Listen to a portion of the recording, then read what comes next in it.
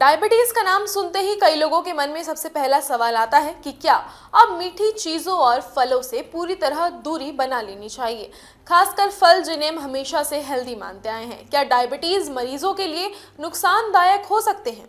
सच ये है कि डायबिटीज में फल खाना कोई जहर नहीं है, बल्कि सही फल और सही मात्रा में खाए जाए तो ये शरीर के लिए फायदेमंद भी हो सकते हैं। भारत में डायबिटीज एक बड़ी समस्या बनती जा रही है। एक रिपोर्ट के अनुसार देश में करोड़ों लोग डायबिटीज से जूझ रहे हैं और बड़ी संख्या में लोग प्री डायबिटिक स्टेज में हैं।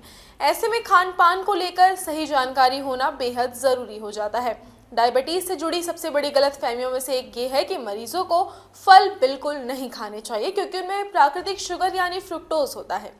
लेकिन एक्सपर्ट्स बताते हैं कि सिर्फ फल मीठे होने से ये तय नहीं होता कि वह डायबिटीज मरीज के लिए अच्छा है या खराब।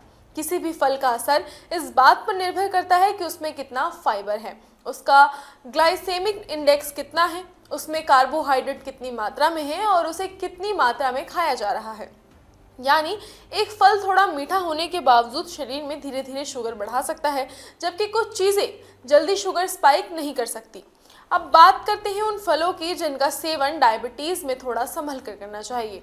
आम, चीकू, अंगूर, ज़्यादा पका हुआ केला, सीताफल और कटहल जैसे फलों में कार्बोहाइड्रेट और प्राकृतिक शुगर की मात्रा ज़्यादा हो सकती है। इसका मतलब ये नहीं कि इन्हें ज़िंदगी भर छोड़ देना है, लेकिन इन्हें ज़्यादा मात्रा में खाने से खाने के बाद ब्लड शुगर तेज़ी से बढ़ सकता है।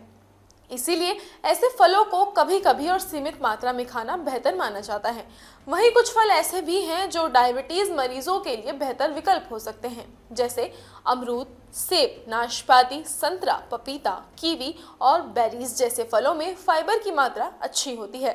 फाइबर शरीर में ग्लूकोज के रिलीज को धीमा करने में मदद करता है, जिससे ब्लड शुगर अचानक बढ़ने का खतरा कम हो सकता है।